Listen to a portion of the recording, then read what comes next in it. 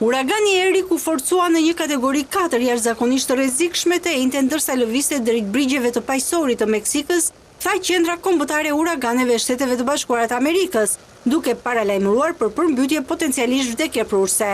Erik pritet të prek tokën në orët në vijim, duke sjellë përmbytje dhe masa balte kërcënuese për jetën, veçanërisht në zonat me terren të pjerrët, tha buletini fundit i qendrës. Deri në orën 5 të mëngjesit, Erik po lëvizte në veri perëndim me një shpejtësi prej gati 15 km/h, me erëra që arrinin në shpejtësinë e 230 km/h.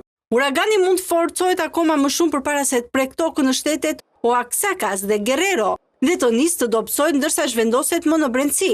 Autoritetet meksikane thanë se prisnin gjithashtu shira të rëmbyeshëm në shtetin Chiapas. Presidentja Claudia Sheinbaum u bëri thirrje njerëzve të shmangin daljet jashtë dhe këshilloi ata që jetojnë në zona të ulta ose pranë lumejve të zhvendosen në vende të sigurta. Në Acapulco, një port i madh dhe qytet turistik i famshëm për jetën e tij të natës, policia me altoparlant qarkulloi nëpër plazh dhe nëpër qytet duke paralajmëruar banorët dhe pushuesit për mbërritjen e stuhisë. Disa dyqane mbyllën dritaret dhe operatorët e anijeve turistike i nxorën anijet e tyre në breg. Meksika përballet me stuhi të mëdha çdo vit, zakonisht mes majit dhe nëntorit, në të dy brigjet e paqësorit dhe Atlantikut.